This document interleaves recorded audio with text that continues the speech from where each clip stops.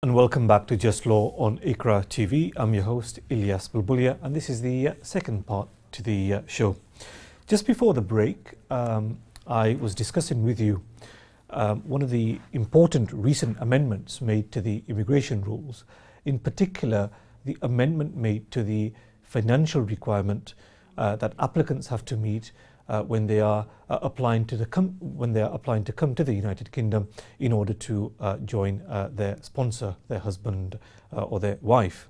Now, in particular, what I was discussing was the flexibility that's been introduced into the immigration rules, and my concern really at the moment is that people thinking of applying seem to be thinking that the 18,600 requirement no longer applies, and because of this flexibility, the Home Office will, in most cases, look at alternative means of income, such as the applicant having an offer of employment support in the United Kingdom, there being third-party support in the United Kingdom, etc.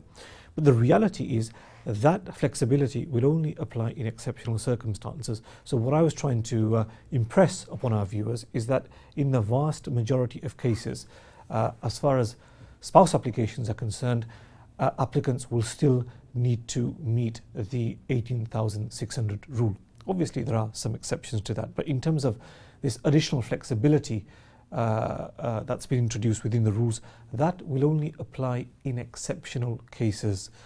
In my experience as to how these matters were being dealt with prior to the introduction of the new rules in 2012, I suspect that it will be in very, very limited cases that the Home Office is prepared to look at offer of employment for the applicant when he comes to the UK, third-party support, etc. It will be in very, very limited cases, and I suspect the way things are going is that when the application is assessed, what the Home Office will do is probably refuse the application on the basis that it's either the case that the application is not an exceptional application, there are no exceptional circumstances, or they will look at what's been offered and then pick holes with that. So for example, if the applicant has an offer of support, offer of third-party support, they will say that there's no guarantee that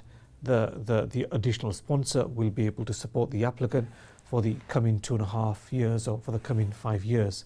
So there's no guarantee that that level of support will stay in place. So they will try and attack an application based on third-party support in that way.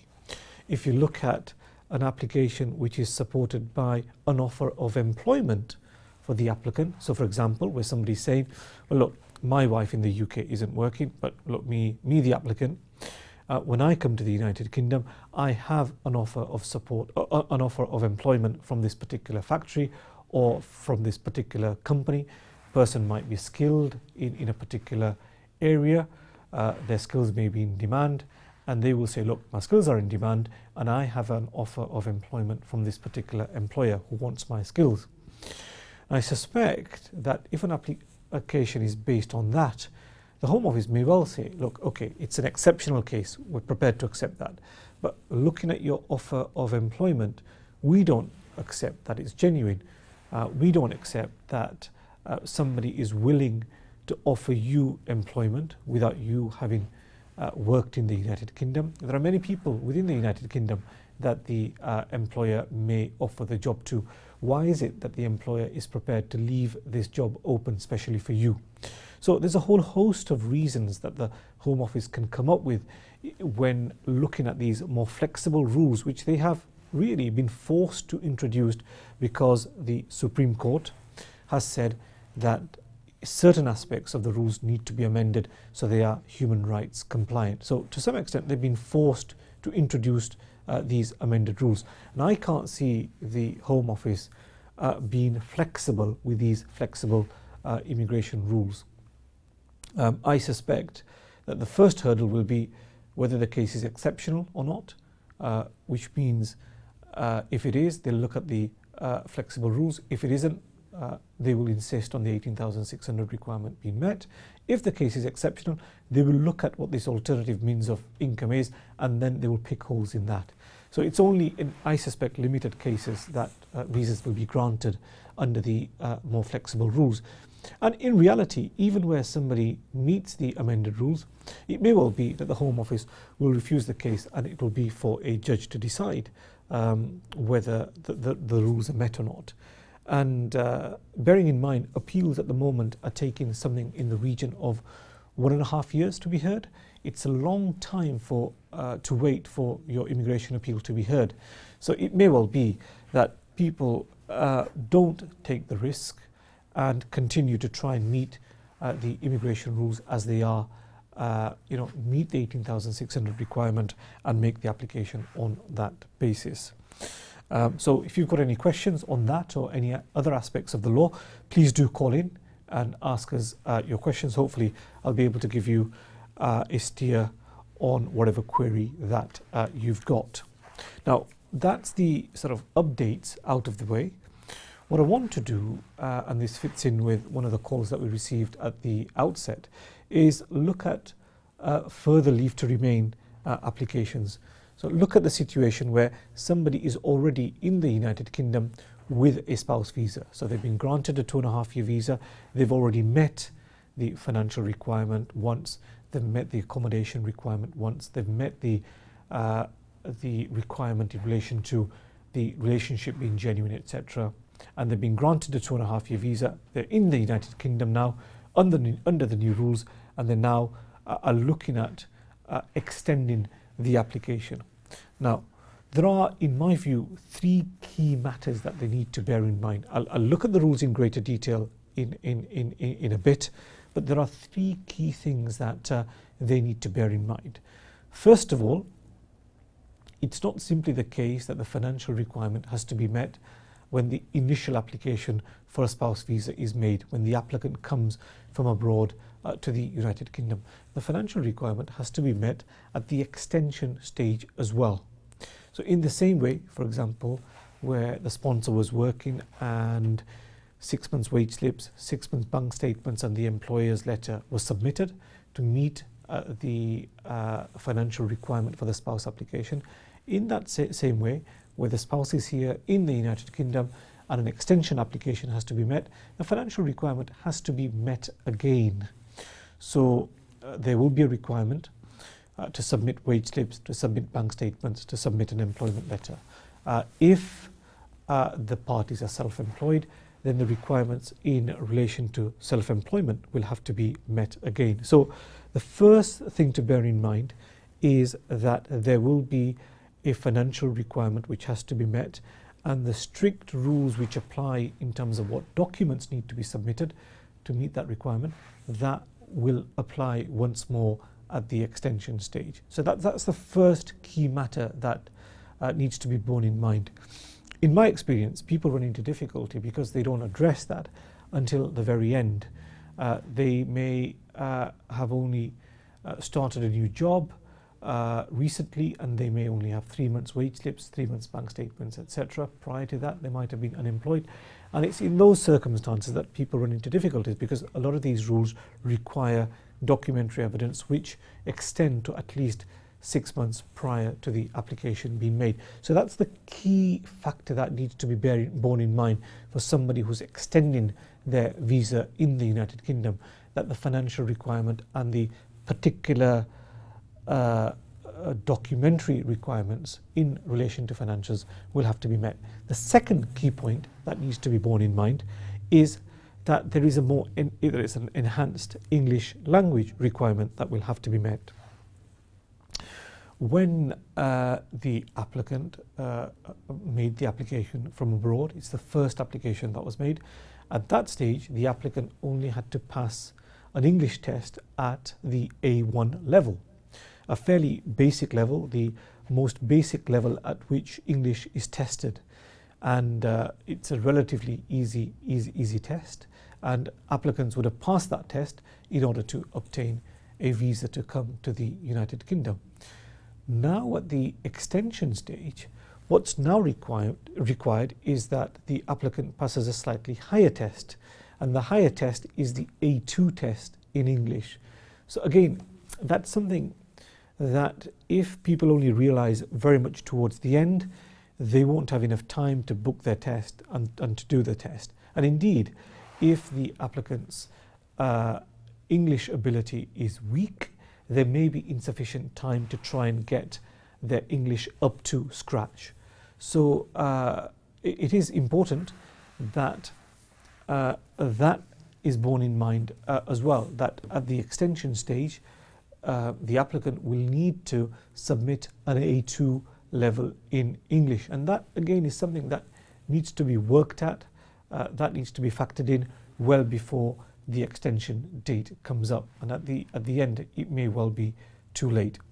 The third matter that I always tell parties to keep in mind is that again at the extension stage you will need to demonstrate that your relationship is subsisting. As when the initial application was made, you would have submitted wedding photographs and then other photographs to show how the sponsor has gone back to see the applicant.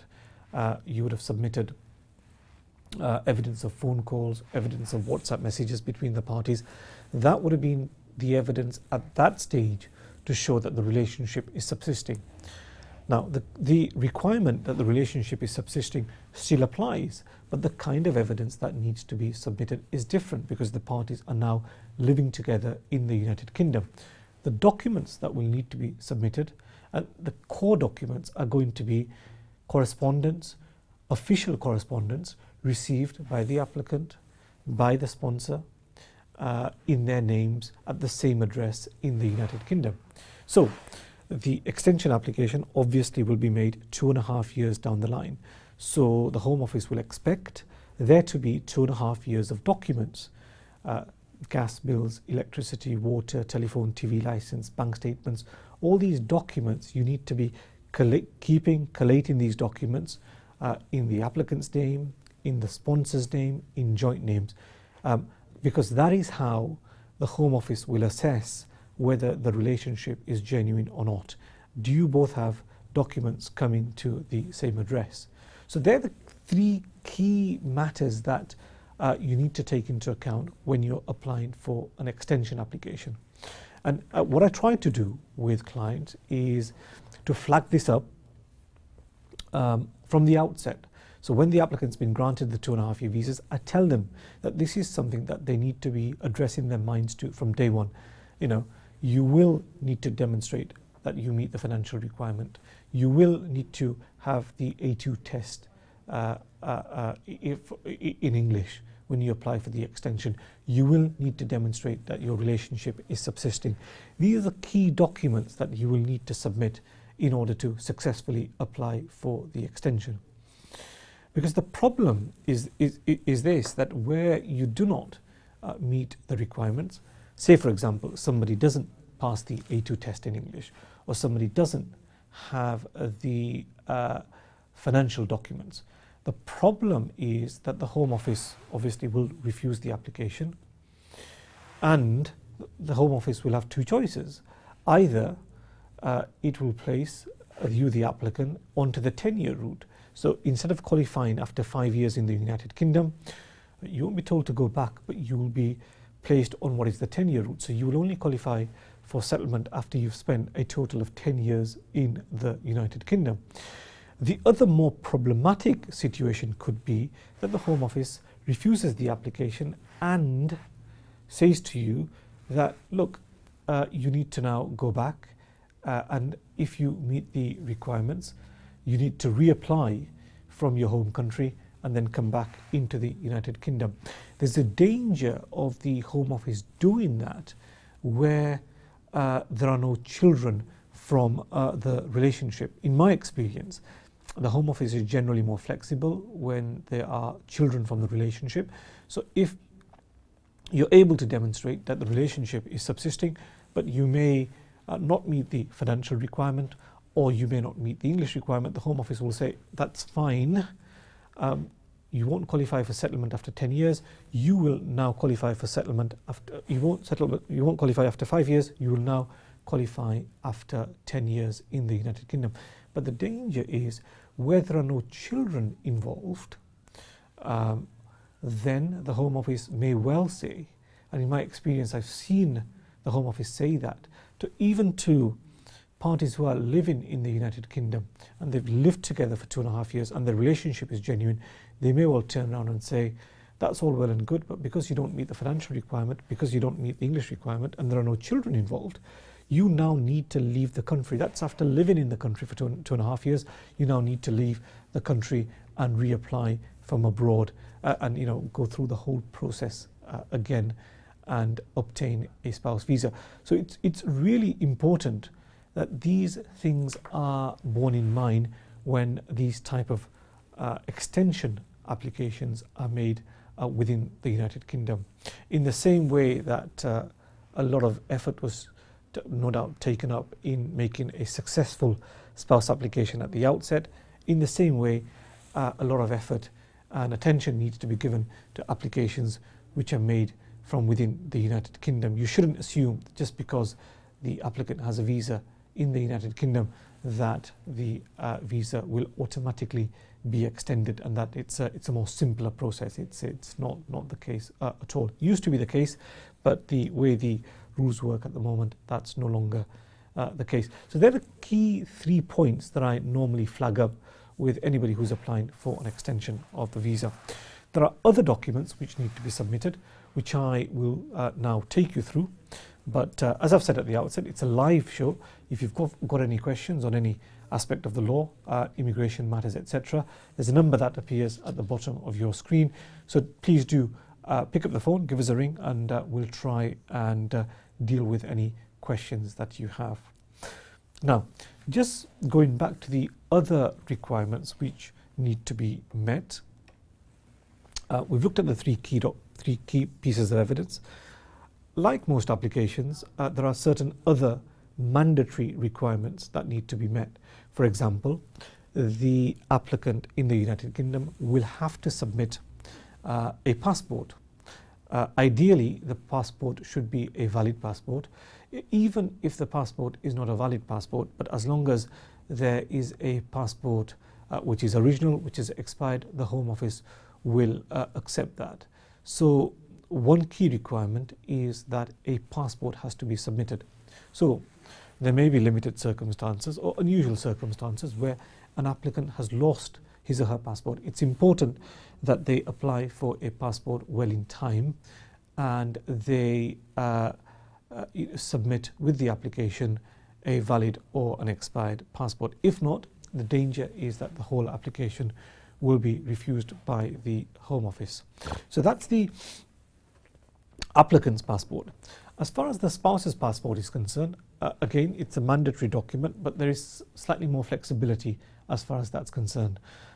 In most cases, you have the option either to submit the original of that document or a complete colour copy of the spouse's passport. So from start to finish, every page has to be copied, including obviously the photo page, and that can be submitted in place of the original passport for the spouse in the United Kingdom.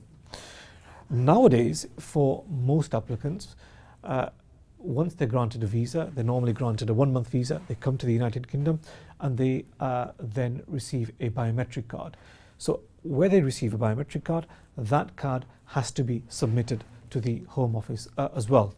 If that card's been lost, that needs to be reported to the Home Office, and when the extension application is made, you will have to tell the Home Office that, look, the card was lost, and the matter was reported to the Home Office as well. But if it hasn't been lost, it's one of those mandatory documents that needs to be submitted. You've got the applicant's passport, spouse's passport or a complete copy, and a biometric card. They need those documents to look at a person's identity and to assess when a person's visa expires. Now, the reality is that they have a record of all this anyway. Obviously, the visa was granted on the basis that the sponsor in the United Kingdom is British or has settled status. They're aware of that. But the way the Home Office works is that for each application, the requirement has to be met again. You can't simply say, look, you looked at the passport before and it's on that basis that I was granted a visa, so why do I need to resubmit my wife's passport or my husband's passport in the United Kingdom? It doesn't work that way. The Home Office requires these documents to be submitted, and if at all possible, unless there are genuine reasons why these documents cannot be submitted, you should submit these documents. Other more simpler requirements, such as 2 passport-sized photographs for the main applicant, needs to be submitted. Simple. Just go to a photo booth, get the passport photos taken and submit that as well. And then 1 photograph for the UK spouse has to be submitted as well. Simple matters.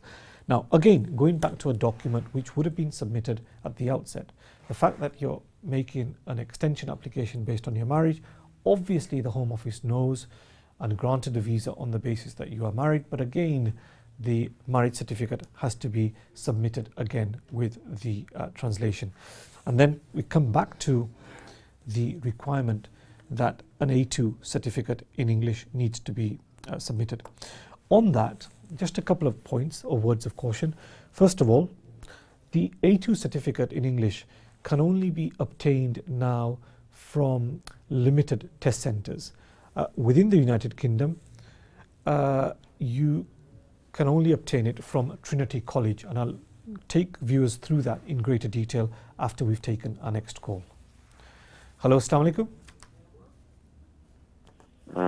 Actually, I just listened there. I have a daughter, 7-year-old. Okay, right, okay. And I have a 2-year-old son as well.